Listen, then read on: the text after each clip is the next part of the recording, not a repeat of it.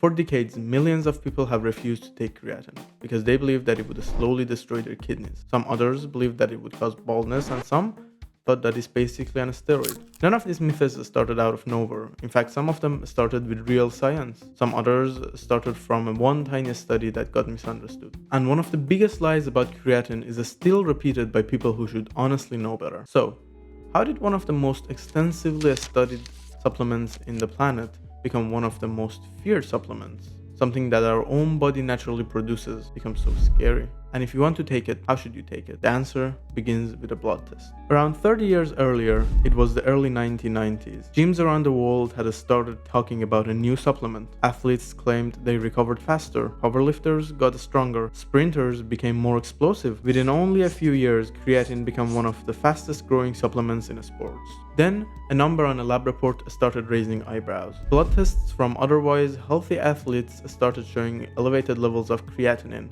and that, to many physicians at the time, only meant one thing: kidney damage. Almost overnight, the rumors spread. Creatine damages your kidneys. The media repeated it, gym forums repeated it, parents warned their children, and many doctors advised against taking it. But there was one major problem. The blood test wasn't measuring kidney damage. It was measuring something else entirely. So what actually happened? To understand this, we first need to understand what creatine actually is. Most people imagine it as a chemical invented inside a laboratory. It isn't. Your body manufactures roughly 1 to 2 grams of creatine every day. You also eat it whenever you consume beef, pork, or fish. Nearly all of it is stored inside your muscles. Not because it's building muscles, but because it's helping your muscles recycle energy. Every time your muscles contract, they rapidly consume ATP. Think of ATP as your body's rechargeable battery. Problem is, the battery lasts only a few seconds during intense exercise. Creatine exists to recharge it, which is why athletes can often squeeze out another rep, sprint slightly faster, or recover a little quicker. But using creatine creates something else, a byproduct our bodies make constantly, called creatinine, regardless of whether you take creatine or not. And this tiny detail created decades of confusion. You see, creatinine is filtered by the kidneys, and doctors routinely measure it to estimate kidney function, and usually higher creatinine levels can indicate reduced kidney filtration. But creatine supplementation naturally produces slightly more creatinine, the same way that if you eat more fish or beef, you will have more creatinine in your blood because your creatine levels increase. That doesn't necessarily mean the kidneys are failing. It can simply mean that there is more creatine available to break down. Imagine judging how well a fireplace works by measuring the amount of ash. More ash doesn't automatically mean that the fireplace is broken and it didn't burn enough of the wood. Sometimes it simply means that you've been putting in more wood.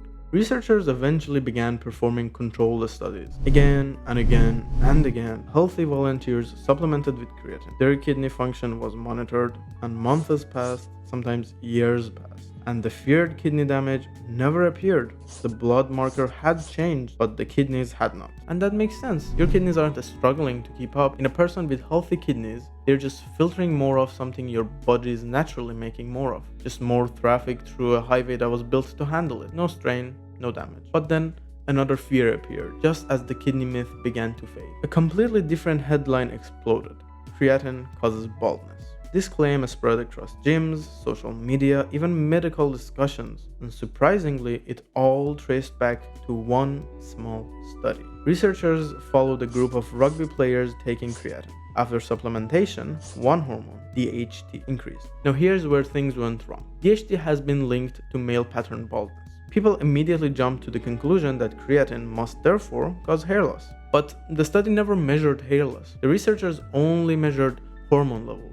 In addition to that, follow-up studies had mixed results. Some found some DHT increase, others found none at all, meaning the original effect was never reliably reproduced, so we are not even sure if it increases DHT in the first place. Yet somehow the conclusion became much bigger than the actual experiment. And by the time further studies were done, the myth already escaped. Then came another warning: if you're taking creatine, drink loads of water, otherwise you'll become dehydrated. It sounded logical. After all, creatine pulls water into muscle cells, so surely the rest of the body would lose water. Except researchers studying football players, athletes training in extreme heat, and military personnel could not demonstrate the wave of dehydration everyone expected. Some studies actually found similar or even lower rates of heat illness and muscle cramps compared with non-users. Again, the theory made sense on paper, but the evidence just never showed up. So why do these myths survive?